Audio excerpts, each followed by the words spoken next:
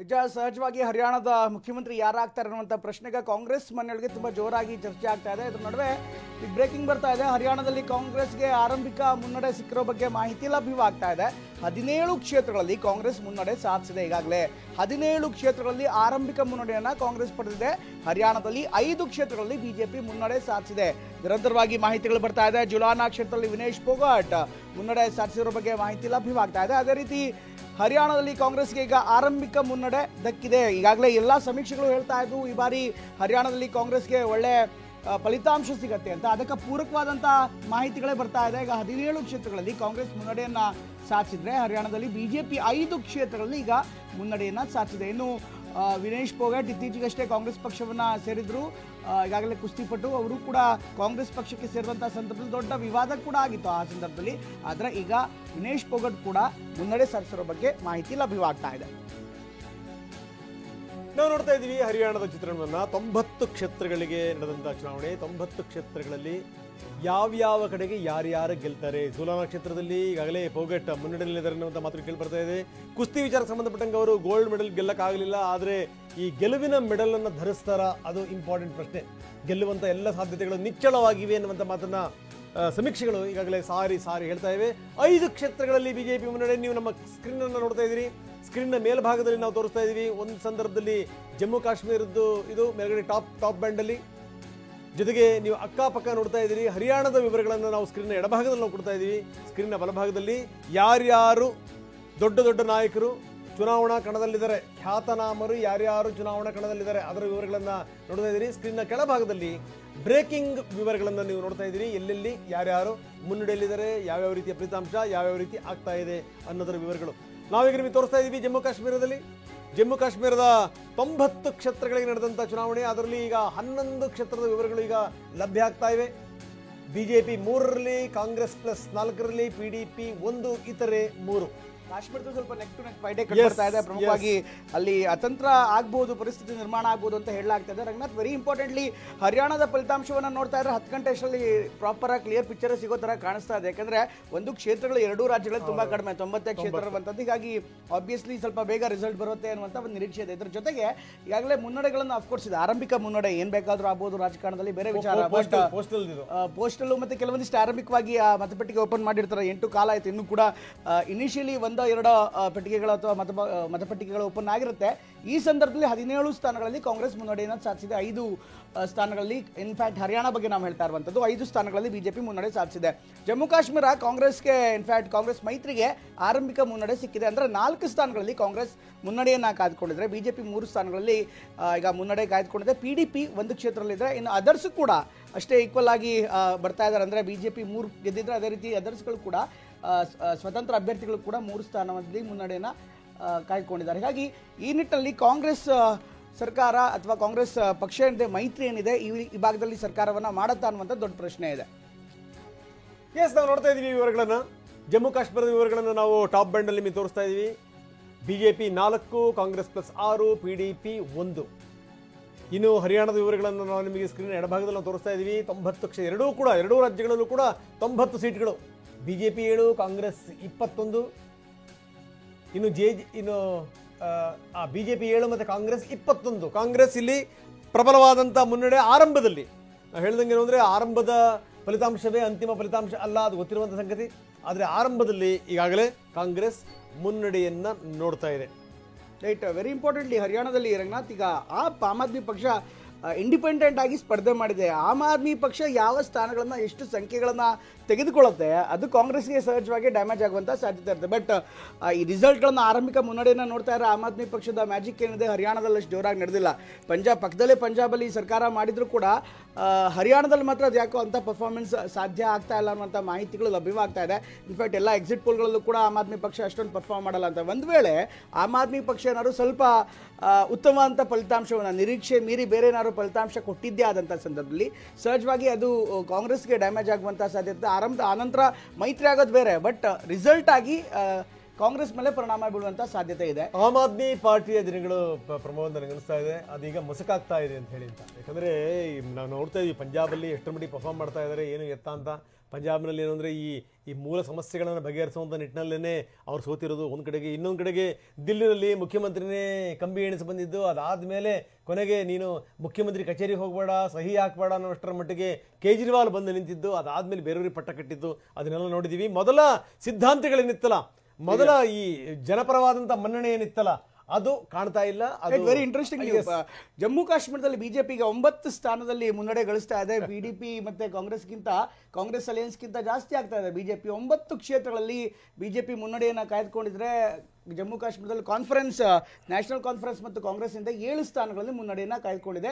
Interestingly Kashmir ಯಾಕೋ ಈ ಬಾರಿ ಕಳೆದೆಲ್ಲಕ್ಕಿಂತ ವಿಭಿನ್ನವಾದಂತಹ ಫಲಿತಾಂಶ ಕೊಡುವಂತಹ ಸಾಧ್ಯತೆ ಇದೆ. ಇನ್ನಷ್ಟು ಅಪ್ಡೇಟ್ಸ್ ಬರ್ತಾ ಇದೆ. ಹರಿಯಾಣದಲ್ಲಿ 35 ಕ್ಷೇತ್ರಗಳಲ್ಲಿ ಕಾಂಗ್ರೆಸ್ ಮುನ್ನಡೆಯನ್ನ ಕಾಯ್ದುಕೊಂಡಿದೆ. ಅದೇ ರೀತಿ 12 ಕ್ಷೇತ್ರಗಳಲ್ಲಿ ಬಿಜೆಪಿ ಮುನ್ನಡೆ ಕಾಯ್ದುಕೊಂಡಿದೆ. ಹರಿಯಾಣದಲ್ಲಿ ಕಾಂಗ್ರೆಸ್ನ ಓಟ ಇನ್ನೂ ಉತ್ತಮವಾಗಿ ಕಾಣಿಸ್ತಾ ಇದೆ. ಇದುವರೆಗೂ ಕೂಡ ಅಂದ್ರೆ ಇನ್ನು ಆರಂಭಿಕ ಹಂತದಲ್ಲಿದೆ. ಆದರೆ ಆರಂಭಿಕ ಹಂತದಲ್ಲೇ ಕಾಂಗ್ರೆಸ್ ಒಳ್ಳೆಯ ಪರ್ಫಾರ್ಮೆನ್ಸ್ ಮಾಡ್ತಾ ಇದೆ. INLD 2 ಕ್ಷೇತ್ರಗಳಲ್ಲಿ ಮುನ್ನಡೆಯನ್ನ ಕಾಯ್ಕೊಂಡಿದ್ರೆ, ಇತರರು 2 ಕ್ಷೇತ್ರಗಳಲ್ಲಿ ಮುನ್ನಡೆಯನ್ನ ಕಾಯ್ಕೊಂಡಿದ್ದಾರೆ. ಹರಿಯಾಣದಲ್ಲಿ 35 ಕ್ಷೇತ್ರಗಳಲ್ಲಿ ಕಾಂಗ್ರೆಸ್ ಮುನ್ನಡೆಯನ್ನ ಕಾಯ್ಕೊಂಡಿರುವಂಥದ್ದು. ಇದುವರೆಗೂ ಬಂದಿರುವಂತಹ ಮಾಹಿತಿಯ ಪ್ರಕಾರ 48 ಕ್ಷೇತ್ರಗಳ ಬಗ್ಗೆ ಮಾಹಿತಿ ಲಭ್ಯವಾಗ್ತಾ ಇದೆ. 48 ಕ್ಷೇತ್ರಗಳ ಪೈಕಿ ಬಿಜೆಪಿ 12 ಕ್ಷೇತ್ರಗಳಲ್ಲಿ ಮುನ್ನಡೆಯನ್ನು ಕಾಯ್ಕೊಂಡಿದ್ರೆ, ಕಾಂಗ್ರೆಸ್ 35 ಕ್ಷೇತ್ರಗಳಲ್ಲಿ ಮುನ್ನಡೆಯನ್ನು ಕಾಯ್ದುಕೊಂಡಿದೆ. ಇನ್ನು INLD ಕಳೆದ ಬಾರಿ ಬಿಜೆಪಿ ಜೊತೆಗೆ ಸೇರಿ ಮೈತ್ರಿ ಮಾಡಿತ್ತು. ಈಗ ಬಹುಶಃ ಅದರ ಆಂಟಿ ಇನ್ಕಂಬೆನ್ಸಿ ಸೈಡ್ ಎಫೆಕ್ಟ್ಸ್ ಏನಿದೆ INLDಗೂ ಕೂಡ ಈ ಬಾರಿ ತಡ್ತಾ ಇರುವಂತೆ ಕಾಣಿಸ್ತಾ ಇದೆ. ರಂಗನಾಥ್, ಈ ಹರಿಯಾಣದಲ್ಲಿ ಈ ಬಾರಿಯ ಫಲಿತಾಂಶ ಸ್ಪಷ್ಟವಾಗಿ ಒಂದು ಕ್ಲಿಯರ್ ಪಿಕ್ಚರ್ ಸಿಗ್ತಾ ಇದೆ. ಸಹಜವಾಗಿಯೇ 10 ವರ್ಷ ಆಡಳಿತ ಮಾಡಿರುವಂತ ಬಿಜೆಪಿ ಜೊತೆಗೇನಂದ್ರೆ ಆಡಳಿತ ವಿರೋಧಿ ಅಲೆ ಅನ್ನುವಂಥದ್ದು ತುಂಬಾ ಸ್ಪಷ್ಟವಾಗಿತ್ತು. ಜೊತೆಗೇನಂದ್ರೆ ಈ ಕಿಸಾನ್ ಆಂದೋಲನ ಇದೆಯಲ್ಲ ಅದರ ನೇರ ಪರಿಣಾಮ ಆಗಿದೆ ಅನ್ನುವಂಥದ್ದು. ಅದರಲ್ಲೂ ಕೆಲವರು ಹೋರಾಟಗಾರರನ್ನ ಭಯೋತ್ಪಾದಕರು ಹೊಂದಿದ್ದು, ರೇಪಿಸ್ಟ್ಗಳು ಹೊಂದಿದ್ದು, ಅದೆಲ್ಲದರ ಪರಿಣಾಮ ಇದೆ. ಕುಸ್ತಿ ಪಟುಗಳಿಗೆ ಆಗಿರುವಂಥ ಅನ್ಯಾಯ ಇದೆಯಲ್ಲ ಅದಕ್ಕೆ ಸಂಬಂಧಪಟ್ಟಂಗೂ ಕೂಡ ಬಹಳಷ್ಟು ಜನ ಧ್ವನಿ ಎತ್ತಿದ್ರು. ಎಷ್ಟೋ ಸಂದರ್ಭಗಳಲ್ಲಿ ನಾವು ಪಡೆದಂಥ ಪದಕಗಳನ್ನು ಕೂಡ ನಾವು ತಗೊಂಡೋಗಿ ನಾವು ಪ್ರಧಾನಮಂತ್ರಿಗಳ ನಿವಾಸದ ಮುಂದೆ ಹಾಕಿ ಬರ್ತೀವಿ ಅನ್ನೋಷ್ಟರ ಮಟ್ಟಿಗೆ ಆಗಿದ್ದು ಒಂದು ಕಡೆಗೆ. ಇನ್ನೊಂದು ಕಡೆಗೆ ಏನು ಅಂತಾನೆ ಅಗ್ನಿವೀರ್ ವಿಚಾರಕ್ಕೆ ಸಂಬಂಧಪಟ್ಟಂಗೆ ಅಲ್ಲಿ ಅಸಮಾಧಾನ ಇದೆ. ಯಾಕಂದರೆ ಅತ್ಯಂತ ಹೆಚ್ಚು ಸಂಖ್ಯೆಯಲ್ಲಿ ಅಲ್ಲಿಂದ ಯುವಕರು ಮಿಲಿಟರಿ ಸೇರ್ತಾರೆ. ಸೊ ಅಂಥವ್ರಿಗೆಲ್ಲ ಅನ್ಯಾಯ ಆಗಿದೆ ಅನ್ನುವಂಥದ್ದು. ಇದಕ್ಕೆ ಸಂಬಂಧಪಟ್ಟಂಗೆ ಬಿಜೆಪಿ ಕೂಡ ಸಾಕಷ್ಟು ಪ್ರಯತ್ನಗಳನ್ನು ಮಾಡ್ತಾ ಇದೆ. ಏನು ಅಂದರೆ ಅಗ್ನಿವೀರಿಂದ ಯಾರ್ಯಾರು ವಾಪಸ್ ಬರ್ತಾರೆ ಅವರೆಲ್ಲರಿಗೂ ಕೂಡ ಗವರ್ನಮೆಂಟ್ ಜಾಬ್, ಅವರೆಲ್ಲರಿಗೂ ಕೂಡ ಸರ್ಕಾರಿ ಕೆಲಸ ಬಿಜೆಪಿ ಘೋಷಣೆ ಮಾಡಿಬಿಟ್ಟಿದೆ. ಈ ಬಾರಿ ಬಿಜೆಪಿ ಈ ವಿಚಾರಕ್ಕೆ ಸಂಬಂಧಪಟ್ಟಂಗೆ ಹಿಂದೆ ಬಿದ್ದಿಲ್ಲ. ಘೋಷಣೆಗಳ ಮೇಲೆ ಘೋಷಣೆಗಳು. ಕಾಂಗ್ರೆಸ್ ಗ್ಯಾರಂಟಿಗಳನ್ನ ಘೋಷಣೆ ಮಾಡಿದರೆ ಇವರು ಅದಕ್ಕಿಂತ ಮುಂದೆ ಹೋಗಿ ಘೋಷಣೆಗಳನ್ನು ಮಾಡಿದ್ದಾರೆ. 9-10 ಘೋಷಣೆಗಳನ್ನು ಮಾಡಿದ್ದಾರೆ.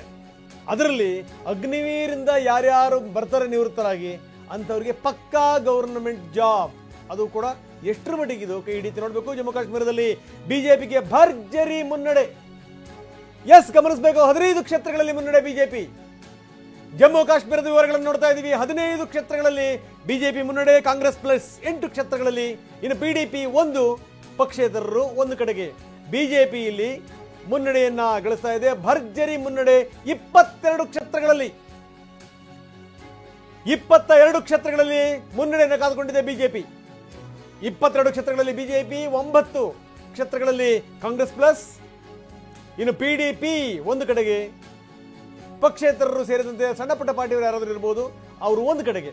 22 ಕ್ಷೇತ್ರಗಳಲ್ಲಿ ಬಿಜೆಪಿ ಮುನ್ನಡೆಯನ್ನ ಕಾದುಕೊಳ್ತಿರುವಂಥದ್ದು, ಮುನ್ನಡೆಯನ್ನು ನೋಡ್ತಾ ಇರುವಂಥದ್ದು. 22 ಕ್ಷೇತ್ರಗಳಲ್ಲಿ 90 ಕ್ಷೇತ್ರಗಳಿಗೆ ನಡೆದಂಥ ಚುನಾವಣೆ. 33 ಕ್ಷೇತ್ರದ ವಿವರಗಳನ್ನು ನಾವು ನಿಮಗೆ ತೋರಿಸ್ತಾ ಇದ್ದೀವಿ. ಅದರಲ್ಲಿ 22 ಕ್ಷೇತ್ರಗಳಲ್ಲಿ ಬಿಜೆಪಿ ಮುನ್ನಡೆಯಲ್ಲಿದೆ, 9 ಕ್ಷೇತ್ರಗಳಲ್ಲಿ ಕಾಂಗ್ರೆಸ್ ಪ್ಲಸ್. ರಂಗನಾಥ್, ಬಹುಶಃ ಈ ಜಮ್ಮು ಕಾಶ್ಮೀರ ನೋಡ್ತಾ ಇದ್ರೆ ಕೆಲವೊಂದು ಕಡೆ ಕಚ್ಚಡಿ ಫಲಿತಾಂಶ ಬರುತ್ತೆ. ಅಫ್ಕೋರ್ಸ್ ಜಮ್ಮು ಪಾರ್ಟಲ್ಲಿ ಮಾತ್ರ ಬಿಜೆಪಿ ಸ್ಟ್ರಾಂಗ್ ಆಗಿದ್ರು ಕೂಡ ಒಳ್ಳೆ ಪರ್ಫಾರ್ಮೆನ್ಸ್ ಮಾಡಿದ್ದೆ. ಅದರಲ್ಲಿ ಅಂದರೆ 30ರ ಗಡಿದಾರ್ತು ಬಿಜೆಪಿ ಅಂದರೆ ಸಹಜವಾಗಿ ಆವಾಗ ಸರ್ಕಾರದ ಫಾರ್ಮೇಷನಲ್ಲಿ ಬಿಜೆಪಿ ಕೂಡ ಅಷ್ಟೇ ಇಂಪಾರ್ಟೆಂಟ್ ಆಗುತ್ತೆ. ಯಾಕೆಂದರೆ 46 ಏನೋ ಬೇಕು ಫಾರ್ಮ್ ಮಾಡೋದಕ್ಕೆ.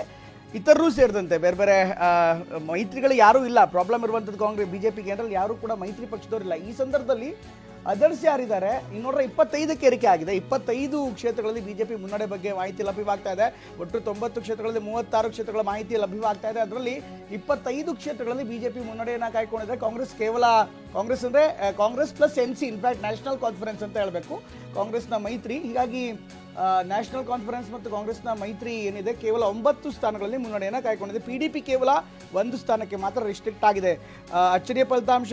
ಇನ್ಫ್ಯಾಕ್ಟ್ ಇದರಿಂದ ಬರ್ತಾ ಇದೆ, ಮುನ್ನಡೆ ಸಿಗ್ತಾ ಇರೋ ಬಗ್ಗೆ ಮಾಹಿತಿ ಲಭ್ಯವಾಗ್ತಾ ಇದೆ. ಜಮ್ಮು ಕಾಶ್ಮೀರದಲ್ಲಿ ಕೇವಲ 9 ಕ್ಷೇತ್ರಗಳಲ್ಲಿ ಸದ್ಯಕ್ಕೆ ಕಾಂಗ್ರೆಸ್ ಮೈತ್ರಿ ಇದೆ ಮುನ್ನಡೆಯನ್ನು ಕಾಯ್ದುಕೊಂಡಿದ್ರೆ. BJP 25 ಕ್ಷೇತ್ರಗಳಲ್ಲಿ ಮುನ್ನಡೆ ಕಾಯ್ದುಕೊಂಡಿರೋದು ನಿಜಕ್ಕೂ ಕೂಡ ಅಚ್ಚರಿಯ ಫಲಿತಾಂಶವನ್ನು ಹೇಳಬೇಕಾಗತ್ತೆ. ಯಾಕೆಂದರೆ ಎಲ್ಲ ಸಮೀಕ್ಷೆಗಳು ಒಂದು ಸಂದರ್ಭದಲ್ಲಿ ಉತ್ತಮ ಅಂತ ಫಲಿತಾಂಶ ಕಾಂಗ್ರೆಸ್ ಮೈತ್ರಿಗೆ ಸಿಗತ್ತೆ ಇಲ್ಲಿ ಅಂತ ಹೇಳಿದ್ರು. ಆದರೆ ಆರಂಭಿಕ ಹಂತದಲ್ಲೇ BJP 90 ಕ್ಷೇತ್ರಗಳ ಜಮ್ಮು ಕಾಶ್ಮೀರದ ಚುನಾವಣೆಯಲ್ಲಿ ಈಗ 25 ಕ್ಷೇತ್ರಗಳಲ್ಲಿ ಮುನ್ನಡೆ ಕಾಯ್ದುಕೋತಾ ಇದೆ. ಎಸ್, ನಾವು ವಿವರಗಳನ್ನು ನಿಮಗೆ ಕೊಡ್ತಾ ಇದ್ದೀವಿ. BJP 25 ಕ್ಷೇತ್ರಗಳಲ್ಲಿ ಮುನ್ನಡೆ, ಕಾಂಗ್ರೆಸ್ 9 ಕ್ಷೇತ್ರಗಳಲ್ಲಿ ಕಾಂಗ್ರೆಸ್ ಪ್ಲಸ್, ಜೊತೆಗೆ PDP 1 ಕಡೆಗೆ. ಇನ್ನು ನಾವು ನಡುವೆ ಬ್ರೇಕಿಂಗ್ ಅಲ್ಲಿ ನಾವು ತೋರಿಸ್ತಾ ಇದ್ದೀವಿ. ಆದಿತ್ಯ ಸುರ್ಜೇವಾಲಾ ಅವರ ಪುತ್ರ ಮುನ್ನಡೆಯನ್ನು ನೋಡ್ತಿರುವಂಥದ್ದು. AICC ಪ್ರಧಾನ ಕಾರ್ಯದರ್ಶಿ ರಣದೀಪ್ ಸಿಂಗ್ ಸುರ್ಜೇವಾಲಾ ಅವರ ಮಗ ಆದಿತ್ಯ ಸುರ್ಜೇವಾಲಾ. ಹರಿಯಾಣದಲ್ಲಿ 40 ಕ್ಷೇತ್ರಗಳಲ್ಲಿ ಕಾಂಗ್ರೆಸ್ ಮುನ್ನಡೆ, 18 ಕ್ಷೇತ್ರಗಳಲ್ಲಿ BJP ಮುನ್ನಡೆ. 40ರಲ್ಲಿ ಕಾಂಗ್ರೆಸ್, 18 ಕ್ಷೇತ್ರಗಳಲ್ಲಿ BJP. 10 ವರ್ಷಗಳ ಕಾಲ ಸುದೀರ್ಘವಾಗಿ ಆಡಳಿತ ಮಾಡಿದಂಥ BJP ಈ ಬಾರಿ ಸೋಲನ್ನ ಕಾಣುತ್ತಾ 10 ವರ್ಷಗಳಿಂದ ಅಧಿಕಾರದಿಂದ ದೂರ ಇದ್ದಂಥ ಕಾಂಗ್ರೆಸ್ ಈ ಬಾರಿ ಗೆಲುವಿನ ಹತ್ತಿರಕ್ಕೆ ಬರುತ್ತಾ ಯಾಕೋ ಆ ಸ್ಪಷ್ಟ ಸೂಚನೆ ಕಾಣ್ತಾ ಇದೆ. 40 ಕ್ಷೇತ್ರಗಳಲ್ಲಿ ಹರಿಯಾಣದಲ್ಲಿ ಕಾಂಗ್ರೆಸ್ ಸ್ಪಷ್ಟವಾಗಿ ಮುನ್ನಡೆಯನ್ನು ನೋಡ್ತಾ ಇದೆ. BJP 18 ಕ್ಷೇತ್ರಗಳಲ್ಲಿ ಮುನ್ನಡೆ, ಗೆಲುವಿನ ನಾಗಾಲೋಟದ ಕಡೆಗೆ ಕಾಂಗ್ರೆಸ್ ದಾಪುಗಾಲಿಡ್ತಾ ಇದೆ. INLD 2 ಮತ್ತು ಇತರೆ 2 ಕ್ಷೇತ್ರಗಳಲ್ಲಿ ಬೇರೆಯವರು ಮುನ್ನಡೆಯಲ್ಲಿದ್ದಾರೆ. 40 ಕ್ಷೇತ್ರಗಳಲ್ಲಿ ಕಾಂಗ್ರೆಸ್ ಮುನ್ನಡೆ. ಆದರೆ ಜಮ್ಮು ಕಾಶ್ಮೀರದಲ್ಲಿ BJP 25 ಕ್ಷೇತ್ರಗಳಲ್ಲಿ ಮುನ್ನಡೆ, ಕಾಂಗ್ರೆಸ್ ಪ್ಲಸ್. 9 ಕ್ಷೇತ್ರಗಳಲ್ಲಿ PDP 1 ಕಡೆಗೆ, ಇನ್ನು ಪಕ್ಷೇತರರು 1 ಕ್ಷೇತ್ರದಲ್ಲಿ ಮುನ್ನಡೆಯನ್ನ ನೋಡ್ತಾ ಇದ್ದಾರೆ. ನಾವು ಹೇಳ್ತಾ ಇದ್ವಿ, ಎಷ್ಟು ಸಾಧ್ಯವೋ ಅಷ್ಟು ಓಟುಗಳು ಹರಿದು ಹಂಚಿ ಹೋಗಬೇಕು. BJP ಮಾಡಿರುವಂಥ ಪ್ಲಾನ್ ಇದು ಜಮ್ಮು ಕಾಶ್ಮೀರದಲ್ಲಿ. ಯಾಕಂದರೆ ಎಷ್ಟರ ಮಟ್ಟಿಗೆ ಹರಿದು ಹಂಚಿ ಹೋಗ್ತಾರೋ ಅಷ್ಟರ ಮಟ್ಟಿಗೆ ಹಾದಿ ಸುಗಮವಾಗುತ್ತೆ ಅನ್ನುವಂಥದ್ದು ತುಂಬ ಚೆನ್ನಾಗಿ ಗೊತ್ತಿತ್ತು ಅವ್ರಿಗೆ. ಹೀಗಾಗಿ ಏನು ಅಂತಂದರೆ ಒಂದೊಂದು ಪಾರ್ಟಿಯಿಂದ ಹೊರಗಡೆ ಬಂದಿರುವಂಥವ್ರು ಎಲ್ರಿಗೂ ಕೂಡ ಅವರು ಪಕ್ಷೇತರರಾಗಿ ಅವ್ರಿಗೆ ಏನೇನು ವ್ಯವಸ್ಥೆಗಳು ಬೇಕೋ ಅದೆಲ್ಲವನ್ನು ಕೂಡ ಮಾಡಿ ನಿಲ್ಲಿಸಿರುವಂಥದ್ದು. ಈ ಮುಖಾಂತರ ಏನು ಅಂತಂದರೆ ನಾವು ಬರೀ ಆರ್ಟಿಕಲ್ 370 ರದ್ದು ಮಾಡ್ದಂಗೆ ಮಾತ್ರ ಅಲ್ಲ, ಇಲ್ಲಿ ಅಧಿಕಾರವನ್ನೂ ಕೂಡ ಹಿಡಿತೀವಿ ಅನ್ನುವಂಥ ಒಂದು ಅದಮ್ಯ ವಿಶ್ವಾಸ BJPಗಿತ್ತು. ಆದರೆ ಕಳೆದ ಬಾರಿಗೂ ಈ ಬಾರಿಗೂ ಈಗ ಜಮ್ಮು ಭಾಗದಲ್ಲಿ ಖಂಡಿತವಾಗಲೂ BJP ಪ್ರಬಲವಾಗಿತ್ತು ಆರಂಭದಿಂದ ಕೂಡ. ಕಾಶ್ಮೀರ ಭಾಗದಲ್ಲಿ ಏನೂ ಇರಲಿಲ್ಲ. ಈ ಬಾರಿ ಮುಸಲ್ಮಾನರಿಗೂ ಕೂಡ BJP ಟಿಕೆಟ್ ಕೊಟ್ಟಿದೆ, ಅವ್ರನ್ನೂ ಕೂಡ ಕಣಕ್ಕಿಳಿಸಿದೆ. ಈಗಾಗಲೇ ನೋಡಿ ನಾವು ನೋಡ್ತಾ ಇದ್ದೀವಿ, ಸೆಲೆಬ್ರೇಷನ್ ಶುರುವಾಗಿದೆ ಹರಿಯಾಣದಲ್ಲಿ.